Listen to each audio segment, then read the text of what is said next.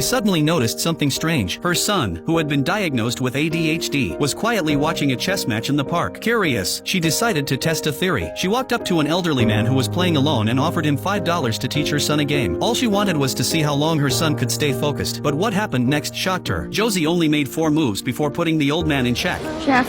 She couldn't believe it. This was the very first time her son had ever played chess. Could he be a genius? Eager to find out, she waited for the outcome. But the old man suddenly got stubborn. He refused to admit defeat. Instead, he insisted he had actually won. Yet little Josie didn't argue. He simply said, "Thank you," and walked away. Back home, she couldn't wait to see more. She asked her husband to play against Josie. At first, Dad was full of confidence. He thought there was no way he'd lose to a kid. But an hour later, his face was frozen. Not only did he lose badly, he had only managed to take 1 piece from Josie's side. And the most shocking part? Josie was in the bathtub the entire time, playing blindfolded without ever seeing the board. That was the moment George realized his son's talent was real. The next day, he brought Josie to a chess club to sign him up. But the club was full of top-level players. No coach wanted to waste time on a 7-year-old, so George decided to take him home. As they were leaving, he noticed Josie playing chess in the lobby. The match was intense. Each player was moving at lightning speed, barely a second between turns. And then Josie won. His opponent froze, stunned he'd just lost to a 7-year-old. From that day on, George took Josie to the park to play every afternoon. Josie was happy. He made friends. Life felt good. Until one day, a renowned chess master named Bruce came looking for them. That's when George found out. The player Josie had beaten that day wasn't just anyone. He was the national champion. Bruce was so impressed. He offered to coach Josie at half price. But George hesitated. He had tried so many hobbies with his son before. None of them lasted. Thanks to Josie's lack of focus, he didn't want to get his hopes up again. But Bruce refused to give up. He followed them home and gave Josie a few simple tests. Then he told George with certainty, "Your son doesn't have ADHD. He just thinks faster than other kids. That's why he seems impatient." He promised to bring out Josie's full potential. Hearing that, George paid the tuition without hesitation. 1 month later, he brought Josie to his first official tournament. But before it even began, something felt off. The referees weren't focused on the kids. They were yelling at the parents. No shouting, no trash talk, no staring each other down. George was confused until the game started, while Josie was quietly focused. His opponent's parents were openly glaring at George. And then chaos broke out. 2 parents started arguing. One had scratched his ear. The other thought it was a secret signal. As a result, all the parents were kicked out of the hall. The kids loved it. They clapped and laughed. But the parents? They were locked in a side room pacing, praying, panicking. George stared at the rankings on the wall. Josie was winning every round. Soon, other parents started coming over, pretending to make small talk, but clearly fishing for information. That fired up George's competitive side. During the final match, Josie and his opponent were locked in a dead heat. But off the board, the real showdown was between the 2 dads. Every time a piece was captured, someone would run back with updates. Josie just lost a pawn. George tried not to show emotion. The other dad actually came over and said, "Don't worry, your son will pull through." He even gave George a reassuring pat on the shoulder. But minutes later, Josie won. George held back a smile, walked over, and gently patted the other dad on the shoulder. "You did great," he said, then turned around, grinning from ear to ear. He couldn't hide it anymore. That swagger stayed with him the whole way home. Even on the train, he was still radiating pride. And when Josie fell asleep, George quietly took out the championship trophy. He held it, smiled, and finally let the joy sink in. From then on, George took Josie to every tournament he could find. Trophy after trophy, Josie filled his father's heart with pride. George got used to media interviews. He even started to enjoy the way other parents looked at him with awe and just a little envy. But at a school meeting, his bubble burst. The teacher spoke gently, but her message was clear. Josie was missing too much school. His grades were slipping, and he was falling behind socially. George was furious. "I know how to raise my own son. He's not even 8, and he's already surpassed everything I've ever accomplished. Do you even realize how ridiculous your doubts sound?" That night, he talked to Josie about transferring to a new school, one with better resources and actual chess classes. Josie avoided eye contact. He forced a smile, said, "Whatever you think is best." Days later, Josie asked a question. "What if I lose?" George used to say, "Winning isn't everything." But now, he looked his son in the eye and said, "You won't. They're all afraid of you." The next day, George waited as usual for good news. But this time, the outcome wasn't what he expected, and it would change everything for both of them. Want to know what happened next? Follow me. The rest of the story is coming soon.